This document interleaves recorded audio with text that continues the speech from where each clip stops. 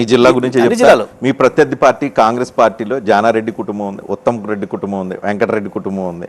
అక్కడ పెద్ద పెద్ద స్టాల్ వాల్స్ లీడర్స్ కనిపిస్తున్నారు కదా. ఫేస్ వాల్యూ బీఆర్ఎస్ లో ఓన్లీ జగదీష్ రెడ్డి, ఇంకెవరు కనిపించట్లా. అంటే నేను కూడా ఉండదా? ఉండదు అంటలేదు.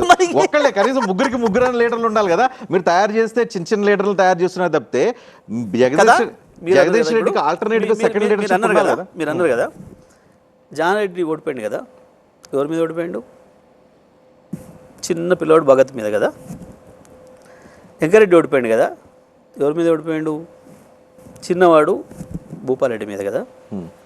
ఎట్లా జరిగిందంటారు మరి? ఇది పెద్ద పర్సనాలిటీస్ లేకుండానే, జగదీష్ రెడ్డి వాళ్ళు మీరు అన్న పెద్ద పర్సనాలిటీస్ లేకుండానే ఎట్లా జరిగిందంటారు? దీనికి ఏంది కారణం అంటారు?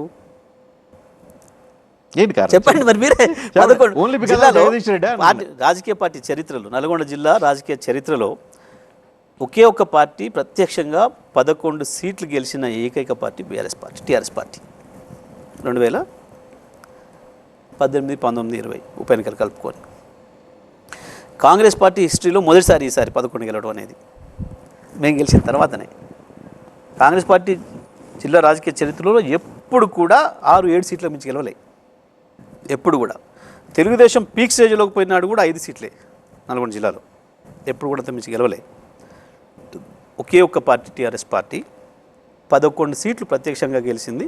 సరే కాంగ్రెస్లో గెలిచిన ఆయన కూడా మాకు వచ్చి 12 సీట్లతో నల్గొండ జిల్లాలో సంపూర్ణంగా ఉన్న ఏకైక రాజకీయ పార్టీ టీఆర్ఎస్ పార్టీ రికార్డు నెలకొల్పింది నల్గొండ జిల్లాలో. మీరన్న టవర్నింగ్ పర్సనాలిటీస్ అన్నీ అక్కడ ఉండంగా మరి దానికి నేను ఒక్కనే కారణమా?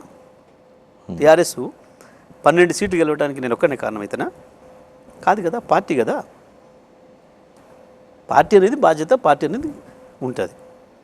ఓడిపోయింది ఇవాళ. మిగతా జిల్లాల్లో పోయింది, నా నానేటోళ్ళ జిల్లాల్లో మొత్తం అయిపోయింది.